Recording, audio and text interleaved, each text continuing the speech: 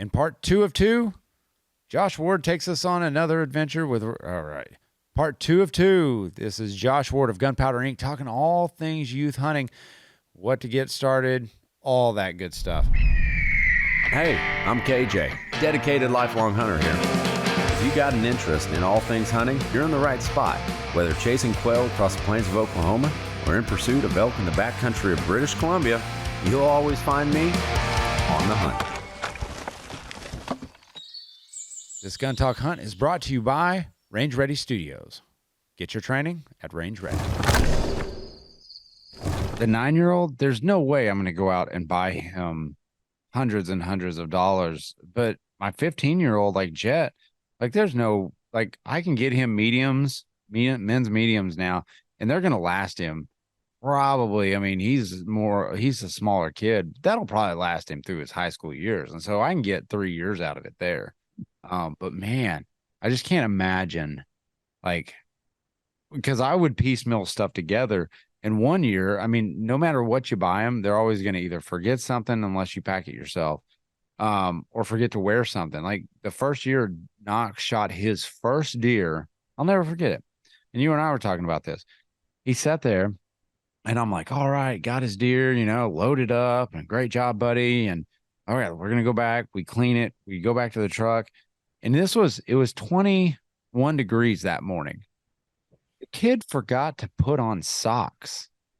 And he had like these chintzy, like little rubber boots. And I mean, I had some toe warmers for him. He didn't wear those either. And he didn't complain about it one bit. And I'm like, yeah, like you and I would have been back at the truck. I would have been crying, but nope, he just goes on. I guess his toes don't get cold. I don't know, but man, or they're numb. Yeah, they're either numb or it's that young person's great circulation in the feet or something that. Oh yeah, it had to have been, because when he took those off, and I've noticed he didn't. He goes, I guess I just forgot. Oh my gosh. Like that just goes to show you, man, like you gotta pay attention to this stuff. You can't take anything for granted. Like going out in the field, the first thing we do is we say a quick prayer over the hunt and over what's to come. And then we say the 4 rules of gun safety. That way everybody is on the same mindset. Okay, this is going to be a good, safe hunt. And it's just, man, it sets you on the right path. And especially having good gear, like the Bog Death Grip. Mm-hmm. Dude, that's a great option. I mean, if you're looking for like something that kids can use, and not just now when they're little, but when they're older, that's going to be highly useful. Yeah. Yeah. It's, and I was always really, a big fan of the field pod. Yes. And that's what we use on this hunt, with Ryan. But I think that death grip will have, even more benefits for him. And it, like I said, it grows with him. It's not something that has to be sized. It can be adjustable. Now, one of the other things that I did that, again, this was just kind of an accident. It wasn't some big, grand plan. I'm not that smart to have a grand plan on these things, but I did give him ownership over certain parts of the hunt. So, oh, okay. Yeah. I let like when we back out and we go back to the truck and reset and have a lunch, what are we going to have? And so let him pick out, like, he wanted sandwiches. Okay. What kind of sandwiches you want? Let him pick that stuff out. Just give him ownership over these little things. Getting him involved in reading the weather reports and talking about it's playing the wind, and how we're going to approach. I was showing him aerials on Google Earth and Google Maps about where we were going to be hunting, and explaining to him the significance of those spots, and just kind of giving him ownership over those things. And then if it got slow, saying, well, what do you think? What do you think we should do? Yeah. Then, I like that. Full ownership over that. But it is, I mean, you have to be, I really think that until you get to a certain level with them, that you have to make that decision. Am I hunting for myself today, or are we hunting for this? Man, and I go back to when you and I used to work together at Blue Heron Communications. Gary, our old boss, used to say, you can go video a fishing trip, or you can go fish. You can't do both really well. And he was absolutely right in that. And I still utilize that saying to this day. Um, Another great option for you. So I was just looking on the Bog site and they've got the Bog. So it's a Death Grip Sherpa. So it's a little bit lighter, a little Hmm. bit smaller. But the way like a lot of these guns nowadays and the Sig Cross, I did it on mine. But Bog also, they have some accessories for their for guns. And it's like an M-lock rail Arca Swiss mount. And it's like Hmm. 3 inches long. But what you could do is you don't have to necessarily, I mean, any tripod really will work if you just have that attachment. That's a $15 attachment, Okay. you know? And then you Good. stick that as an M lock onto the Sig Cross, and then he can just lock it in there and he can use it for a spotting scope or, a camera in eventually, stuff like that. That might be Yeah, another good option. that is a good option. And the Sherpa, is that the carbon fiber one? Yes. Is it? Yep. Okay. Yeah. Yeah. So Yeah. just, They really that I think that's going to be a good product for. I'm going to start recommending to other people. And I'm going to get one myself and use it for yeah. Ryan. Yeah. I think when I Yeah. started, my dad put a Model 336 Marlin in my hands, and he just bid me best of luck, and I'll see you at dark kind of deal. Yeah, it's funny. So this year, because we're kind of jumping all around here, and my apologies for that. But there's a lot of good stuff here because you look at it and your decision on to hold him back, um, to actually go out, shoot the gun, and everything like that at age 10. I did the same thing with my oldest because I just didn't developmentally, I didn't think he was quite there, and how he viewed stuff. Now the youngest son, man, he's been killing deer since he was 7. And I mean, he knew it, he understood it, he was ready for it. But I think that's a something that parents need to look at too before they just go, well, my kid's a deer hunter, and they got to be right. Like you shouldn't pressure them. If you want them to love it, like don't pressure them. Like Yeah. just not a thing. Yeah, I think it's 100% right. And my wife is not a hunter, and she would say, "When are you going to take Ryan deer hunting? When are you going to take Ryan deer hunting?" And it just never quite felt like it was the Yeah, time. And then, you'll know. yeah, and so this year, I think we did the right. I think probably better to wait a year or two too late than to start a year or two too early. Yeah, And absolutely. to your point, every kid's going to be different because with Jet being into it, so his little brother is going to be into it. Oh Knox is going yeah. to be his assimilation and knowledge base is going to be higher.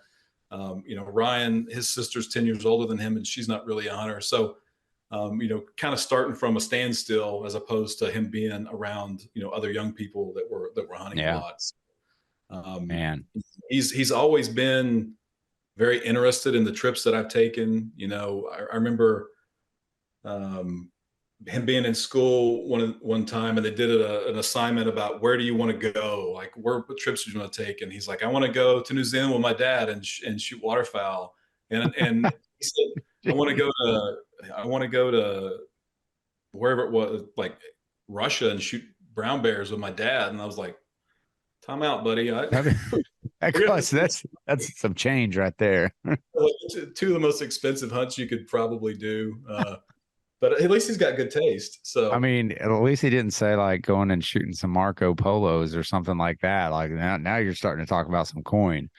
yeah, yeah, really for sure. And he, when we take these hunts, our personal hunts and also our work hunts too, he was always really interested in hearing about Yeah. it. And I think probably you were the same way. I know I was. I learned a lot about the world and about geography and about nature just from listening to my dad and my uncles and everybody talk about the trips they've been on. Oh yeah. I learned to read maps really at a very early age because my dad was like, "Here you go, you Yeah. got to get us there." Yeah. And so I learned all the counties in Oklahoma. I learned where the rivers were, and you Yeah. just learn those things. You piece them all together, and then one day you feel like you pretty much you know where to find water. You know which Yep. ways north. All these kinds of things, and so it's interesting to see him start that journey and to be really enthusiastic about it, then it means that maybe one of these days, maybe he'll field dress my deer and drag them out for me. And That's the goal, man. That's why I've got my sons lifting weights now. Like, hey, you better get to work because my body's on the decline. Yours is on the uphill step right there. Like you're going up. Like I want you guys to be doing this for me soon. So that's why I'm being really nice to them. yeah, it's been quite an experience, and I honestly can't wait for the next hunt. We've got the antlerless season coming up, and he's Yeah. been on the last, well, all last week and over the weekend. And what day are we going to go? So luckily, that doe antlerless season gets expanded a little bit more each year. It feels like, so now we don't have Yeah. just 2 days. I think we have like 13 or 14 now. Yeah. It's December 18th through the 31st this year. So it's, I mean, in Oklahoma, man, the antlerless season is a thing, and it's a good time to just fill that freezer. That's what you're looking for. And it doesn't count against your total season harvest either. That's a good point for And sure. one of the things that I'm thinking, because there were some other opportunities that he probably could have shot a doe, but we did hold back because of the situation, right? There were other Yep. deer in the field, there were bucks in the field, or it was so early that, like, hey, let's see what else moves. So now the pressure's kind of off in that regard. We don't have to worry if there's a No, 160-inch buck in the next field. If it's a lead doe, mature doe, you want to shoot it, shoot it. I'm So just saying you may want to take a Raven crossbow just in case. yeah, that would. I'm just, I know, like, because in Oklahoma you can have a bow and a rifle in the same type of season, so just might be an option for you. Because if there's a 160 incher out there at like 60 yards and you're sitting there and you don't have a Raven crossbow with you, you're gonna wish you had it. Yes, yeah, I probably wouldn't sleep that night if I. I know. Yeah, I know it's I would. All right, Range Ready Studios. If you're looking to become a better shooter, and you're going to find out more like through the coming weeks that, you know what, if you prepare all year long, no matter how hard you prepare, some things happen. You better be prepared, and that starts by preparing your trigger finger. And you can do that all at Range Ready Studios. We offer a wide range of classes and to train you up for your next hunting season, your next self-defense encounter. Oh, hope it doesn't come to that. But if you are, you better be prepared, and you owe it to yourself and your family to get that way. So come take a class at Range Ready Studios. The new class schedule should be up. So the 2024 schedule is starting to fill up. Claim your spot at rangereadystudios.com. But he's excited. He wants to go back, and he was asking, like, what all kinds of things would we make with the deer meat and stuff, because he's grown That's up. good. Yeah, he Yeah. one time, well, actually, you and I were down at black powder season down there in southwestern Oklahoma, and I Yeah. shot that one the day I think you left with your dad and to go somewhere. I shot Yeah. that one way back on the lease, got it out, came home that night, and I cooked the backstrap. And Sherry was gone somewhere, so it was just me and the kids. And I did this coffee, cocoa, and chili crusted backstrap where I reverse seared it. Oh, geez. Got it to, like, it was. I mean, it was kind of luck that it turned out the way it as well as it Right. did. And I sliced it up. I think I got like 2 bites. The kids just Mowed mowed it. through it. Yeah. Yeah. And, God, now you got me thinking, like, I should do something like that with my backstrap. yeah. And Oh, I'm going to teach him how to make jerky out of it, because oh yeah. everyone's selling jerky. And, speaking of, so another thing that when you're teaching your kids to hunt, you've been doing it so long, you take a lot of things for granted, right? Oh, absolutely. Well, when I grew up, I grew up out in the country in central Oklahoma. You Mm-hmm. grew up out in western Oklahoma out in the country. And, I had the privilege of being able to pick up the phone and call our neighbors and go, hey, can I go squirrel hunt? Can I go rabbit hunt? Can I go Yeah. quail hunt? So about as far as I cared to walk in any direction. But you called first, you got permission, you stopped on the way out, you thanked them. So Yes. that's what we did. So we call and get permission on the way out, stop and say hi. Before the last weekend of rifle season, we went to Norman Stamp and Seal over there Oh on Main yeah. Street. And the gentleman whose land we were hunting on is my brother-in-law's dad. Great guy. And he's one of those guys that drinks coffee from the time his feet hit the floor till the time his head hits the pillow. all day, every Yeah. day. And he's got those little white throwaway styrofoam cups he's always drinking out of. Yeah. The man needs a proper cup. What So y'all do? we went to a Norman Stamp and Seal, and I couldn't decide whether to get him like a regular mug style or one Yeah. that fits in the cup holder. So I thought, well, let's get him both. One for the house, one for the truck. I like it. Yeah, so he's got one for the house. He's got one for the truck that'll fit, and the one for the truck is a little bit bigger because he doesn't have his Yeah. coffee with him. The Yeti with the maglock lids on them. Yeah. And you remember the back in the old days when the gentlemen would take their cowboy hats off and there was a card inside that said, "Like hell, it's yours. Put it back. This hat belongs to Kevin," or whoever. Yeah. So I had that engraved on the cups. So these cups say, "Like hell, it's yours," and then it has this. Put it back. This one belongs to Bill.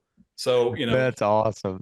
reinforcing that, and I think in this era, and I think I'm probably guilty of not really thinking about it, because in this era of leases and everything's really Oh yeah. transactional, the opportunities just to like come on people's land as a favor or as a nicety are kind of going by the wayside. But when you experience that, I realized like this is really important. Like Ryan needs to know this as much as how to play the wind and shoot straight, Exactly. because You're right. it's the right thing to do.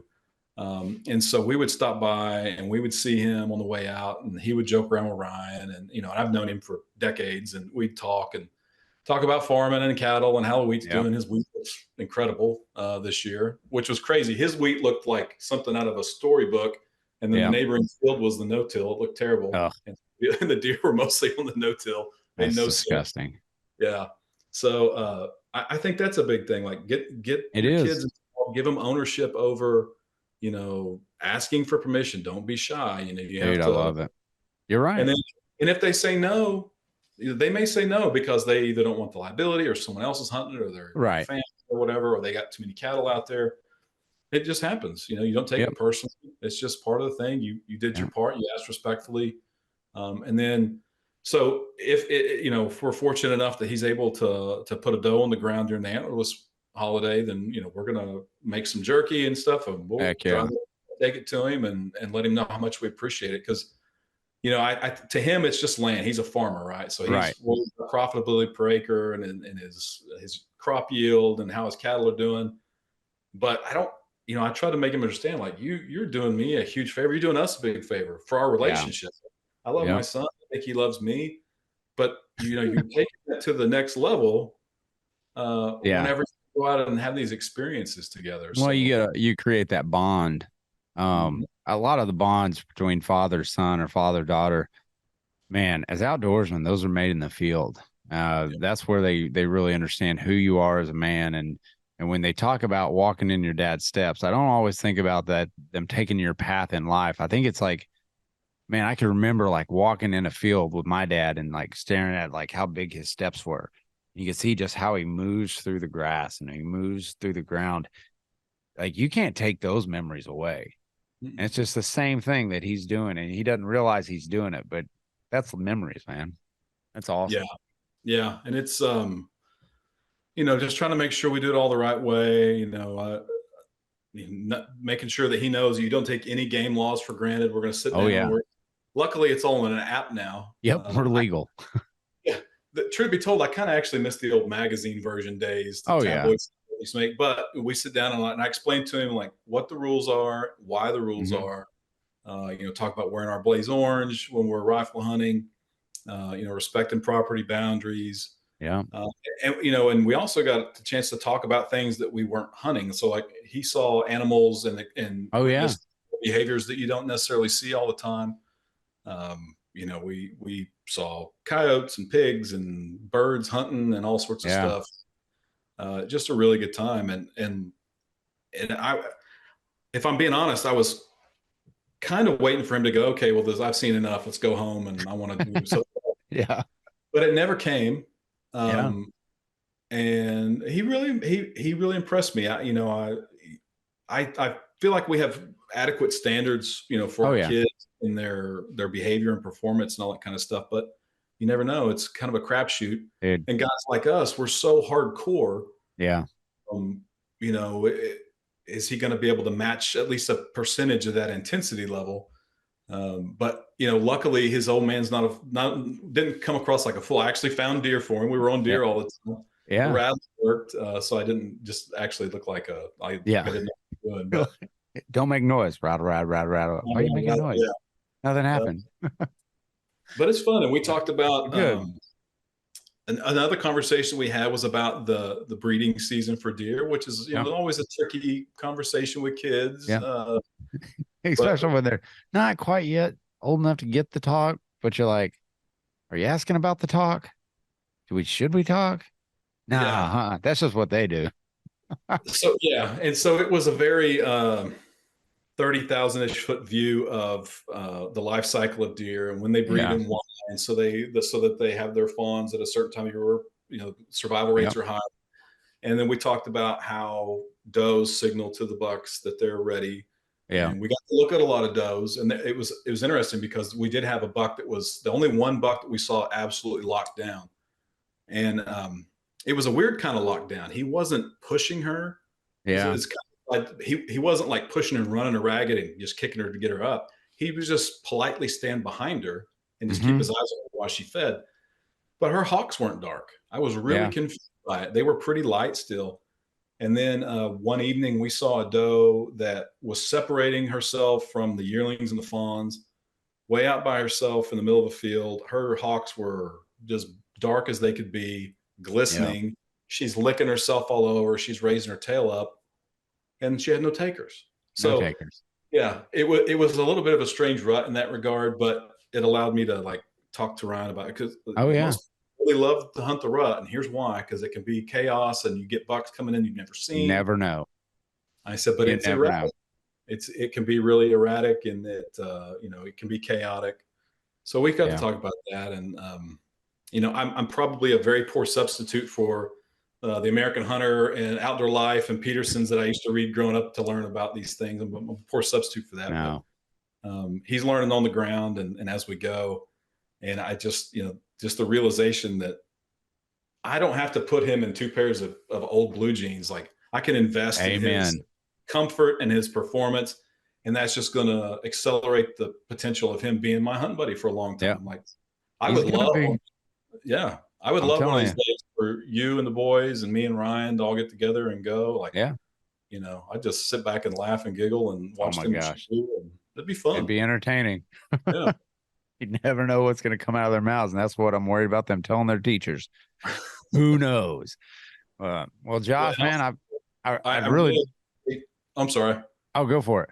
I was going to say, I really appreciate you, your consultation with me when I've been pinging you on some of these ideas, because I know that gear, and I, honest to God, and it's not just saying this, but I trust your opinion on gear more than anybody's. You know that. Yeah, I appreciate it, man. Well, I do the same thing to you too. And Because if it's KJ approved, then I'm definitely going to give it a shot. So we will probably be at the gun counter picking out a 6.5 and that SIG cross here before too long. I think you're gonna appreciate it, man. I'm gonna drop you a pin off, and I'm gonna have you guys go down and sit somewhere. So we'll get Ryan on his. Well, he needs a Western Oklahoma deer first. That's the best kind. I'll drop you a pin here in a second. All right, I Just appreciate go it. here. Yeah, Uh, that's fun. He'd uh, love it. all right, man. Well, Josh Ward of Gunpowder Inc., thanks for joining us, man. Thank you. Appreciate it. Hope to see you soon. Best to Julie and the kids. Okay. Will do, man. All right, all you gun talk hunters, you know the drill. Keep those muzzles pointed in a safe direction and always be on the hunt.